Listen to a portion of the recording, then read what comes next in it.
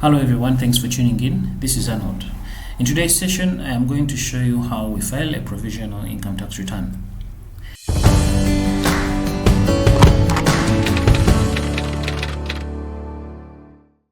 The case study that I'm going to use is a company. So in this video, I will be showing you how we file a provisional income tax return for a company. But if you are an individual and you want to file an income tax return for an individual, the procedure is going to be the same.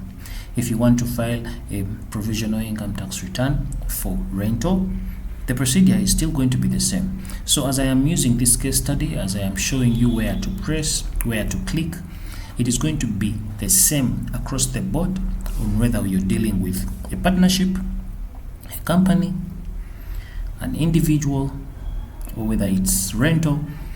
It's going to be similar. This is the new way of filing provisional as opposed to before, where you had to first download a macro-enabled Microsoft Excel template, fill it in, then upload. This is a web-based form, and it's the new way of filing tax returns for provisional. So let's get to it. So right on your screen, as you have seen, I have logged in. You go to under e-services. Under e-services, there is that return, that option of return. You just hover your mouse to return. Under return, then you're going to move your mouse and you move down, down, down, right here to income tax provisional. So I'm going to click on that.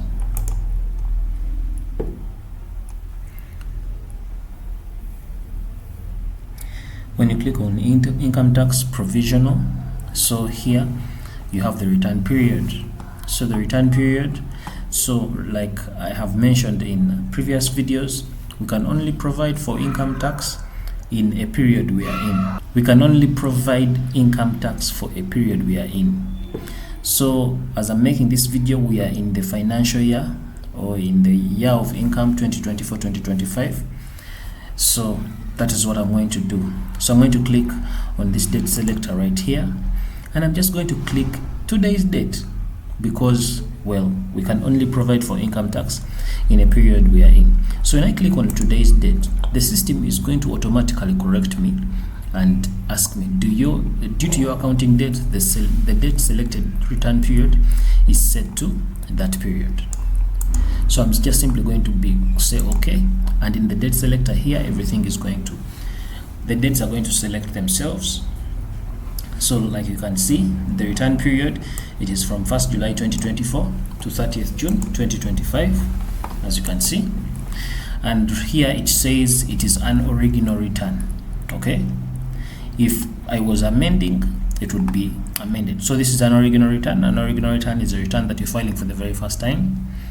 So I'm just going to keep going through these tabs. So I'm going to go up here to return details. I'm going to click on that. When I click on the return details, yes, the resident status, this is a resident company. If it was a non-resident company, I would select non-resident. Remember, between resident and non-resident, the tax rates are going to differ. The rates for resident taxpayers and non-resident taxpayers. The definition on what resident status as far as taxes is concerned is explained in another video. So you choose the resident status, as that will affect the tax rates that are going to be applicable.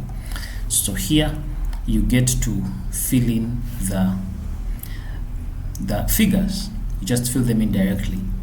Okay, so of course, for most people, most businesses, most entities, whether they're individuals that are sole proprietors or companies, most of them are earning chargeable income from business activities. This is what we call business income. So you project what you think and you will put your figure right there.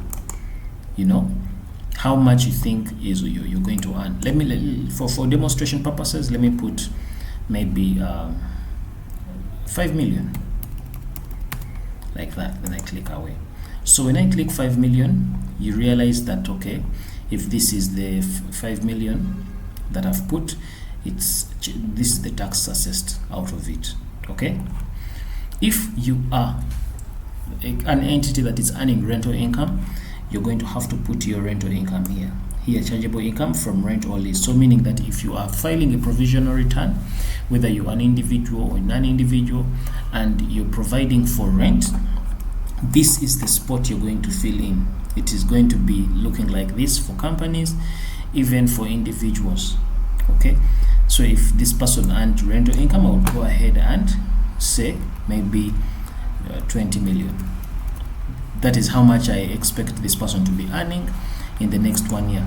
So the 20 million, the rental income will calculate itself, and this is the tax assessed.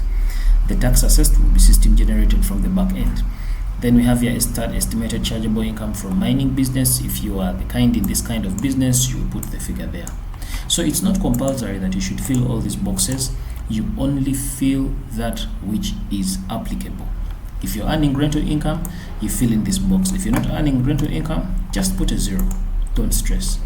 If you are earning business income, put the chargeable income you expect during the year. If not, put a 0. Don't stress. Okay, so in this case, this is a company that is actually not yet operational, and because it's not yet operational, I'm going to file 0, so a nil return for provisional. So that's why I'm putting 0, 0, 0. After I've done that, I'm going to come and click here tax summary, the next tab, or I can just click next, and still when I click next, it will go to tax summary. So here, this is where the tax summary will show up. Income tax provisional, the principal tax would be showing up here if it was business income. If it was rental, remember rental income tax is taxed separately. That's why even here in the tax summary, you're going to see that it is different, or it is being put in its own line right there. Okay, so after doing that, then I can go ahead and enter this text right here, which is P, like that. And then after that, I'm going to go ahead and click submit. So when I go ahead and click submit, do you want to submit? Now before I say submit, in case you have any errors, the errors will show up in this tab. Okay, and you will always click on that and it will show you where you've erred, and then you go and correct the error. So do you want to submit? I'll click OK, and then the return will submit. So that is how we file a provisional income tax return. Those are the procedures, whether you are an individual, whether you are a company, you're filing for business income, you're filing for rental income. That is the procedure. Thank you for watching. This is Arnold, and this is Kisembo Business.